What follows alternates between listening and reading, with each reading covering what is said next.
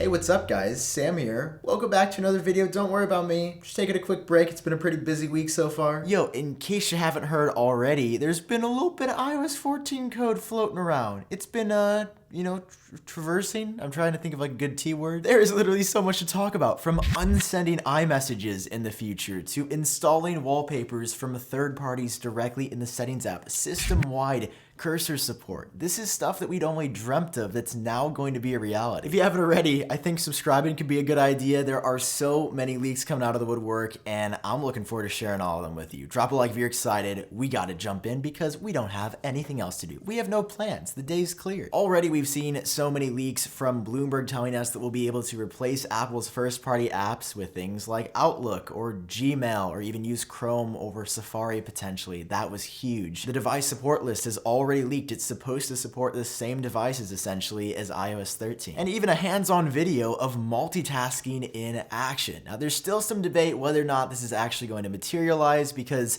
that multitasking view has actually been hidden in iOS settings for years now, but it still looks pretty cool. And the fact that we're seeing things this early, along with this iOS 14 code, it's a sign of good things to come, and good things to come they will. All right.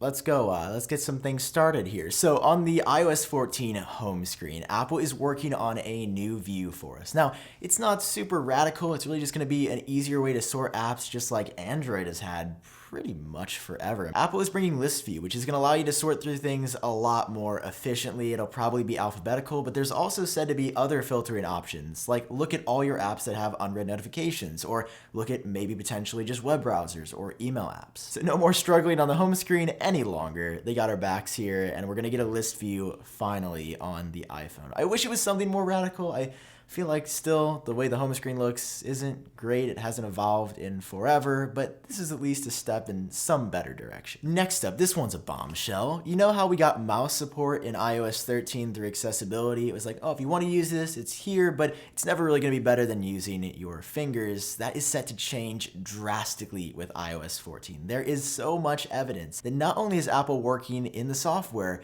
on a hardware iPad Smart keyboard with a built-in trackpad. Now we see it in the software, and Apple is adding cursor support everywhere on iPadOS. So it's no longer going to be locked down to accessibility. Apple's not putting us in a box any longer. We're breaking free. This is going to transform the iPad into what I finally believe will be a computer replacement. Now, Apple's been marketing the iPad as a computer replacement forever. Obviously, we can't wait to see what this looks like in action, but I imagine it's going to be pretty simple. Mouse on the iPad, and then you move it around and you can actually engage with it. This is going to be wild. Will we see Final Cut Pro, Logic, Adobe, well, we already have Photoshop, but Premiere, like full-on video editing on the iPad? Actually, I mean, the possibilities here are endless, just like they are on your Mac or your PC. Next up, I swear to you, these are not made up, but they sound like it. You know how in the settings app, you've got like dynamic wallpapers, stills, and then live photos if you have a newer iPhone. So Apple is reorganizing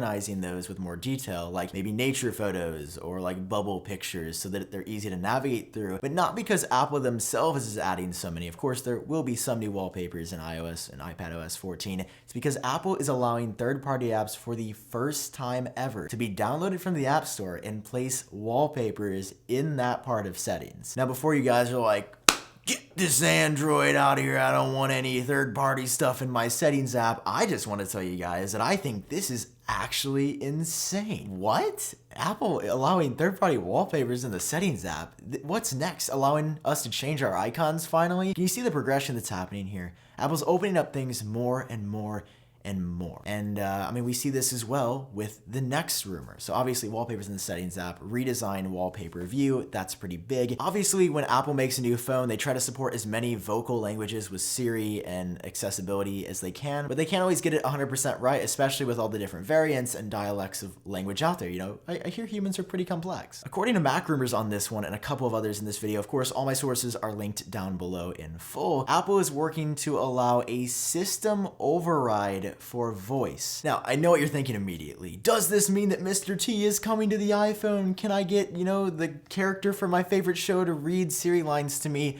I don't think yet, although that would be a pretty smart way to monetize things, and I think that's gonna be inevitable in the next couple of years. Rather, I think they're gonna be things that Apple doesn't support already. So the only way this would be allowed on the iPhone to be the new voice synthesis on the entire device would be if Apple doesn't support it already. In the meantime, you can use this from a third party. Now, it could mean something much bigger, like your favorite person. You know, I mean, I'd download the Snoop Dogg Siri voice. I'm not even gonna lie to you, I'd do it. Now, don't tell your grandparents about these because they'll probably not stop texting you and will create a new group chat because there are some big changes inside of the Messages app, and I mean really big changes. Not like little changes, like really big changes. Changes that I would argue are gonna be the biggest changes to messaging since iMessage came out in, I think, iOS 4 or 5. First up, the ability to @mention people. In group chats, instead of just saying someone's name and everybody gets the message, you can specifically mention just them. That is sweet. Also in group chats,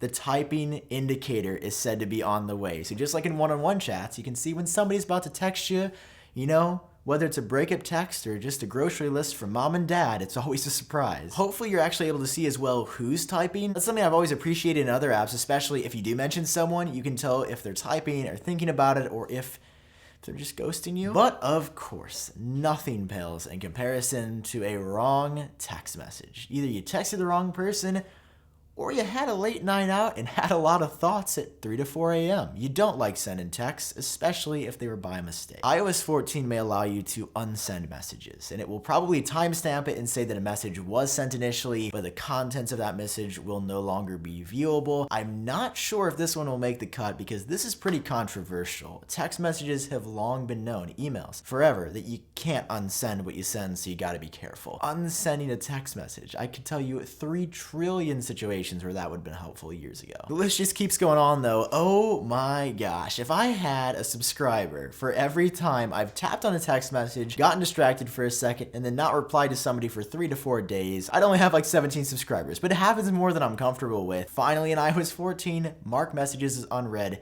is coming. And finally, you're said to be able to restore some classic messaging functionality that was on the Mac way back in the day, being able to set a /me status. So I think if somebody viewed your iMessage profile, you could have a status as well as your name and your profile picture.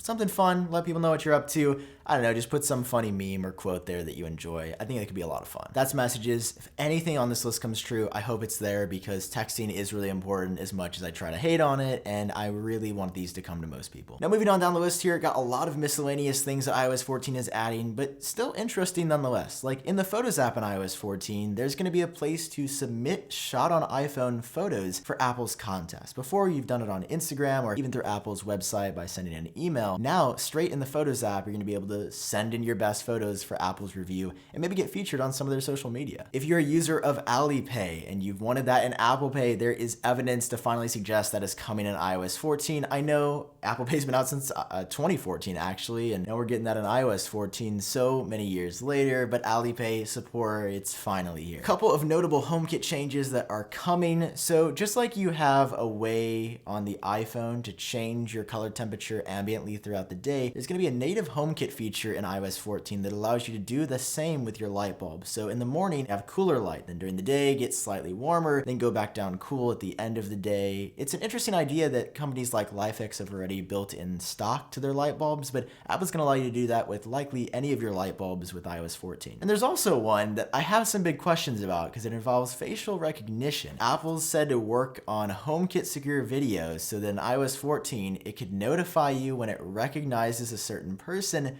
that comes to your door, I guess if it's a family member or maybe like the UPS guy. I still have some big questions about that one. And anytime I hear facial recognition, I'm just like, do we need this? You know, because one second it's on HomeKit secure video, next second the FBI is at my door. That's all I'm saying, guys. In Control Center on iOS 14, we're said to be getting a couple of toggles here. So sleep mode on the Apple Watch is finally said to be happening in watchOS 7, so there will likely be some support on the iPhone for that as well. And noise detection toggle that could be coming as an accessibility feature of some sort on the iPhone and Control Center, but these are still sort of up in the air. 95 Mac says that was a possibility that they could come, but they're for sure going to Control Center on the Apple Watch. What about being shredded? You guys like being shredded like me? Well, in iOS 14 and on tvOS, and I probably would say on macOS as well, Apple's working on a new fitness app that will have sort of step-by-step workout videos that are said to be completely free. MacRumors said they did not find any indication of in-app purchases, so you'll be able to work out with like some guided instruction. As Apple pushes further and further into health, this actually seems pretty smart. I mean, plus if you have an Apple TV, it'd be perfect to just watch TV, do some home workout if you can't make it to the gym or you really just don't want to go there. Jumping back to the iPad for just a second, Apple Pencil support is already really fantastic. It's got practically no latency after iOS 13, and I'm genuinely impressed every time I use it, how it feels like writing on paper. In the next iOS update, you're going to be able to handwrite as you were writing a letter to someone, but the iPad will automatically, inside of the text field you're writing in, like normally you type there, you write in it, and it's going to turn it into text on device. So essentially, write to text support is coming inside of every text box. You don't need a third-party app to do this, although there have been apps that have done this forever. Now it's going to be native, and that could be really great if you're somebody that doesn't know how to type yet, or you simply prefer writing. You can say the same thing, but with the Apple Pencil, and it'll turn it into readable text for everybody that,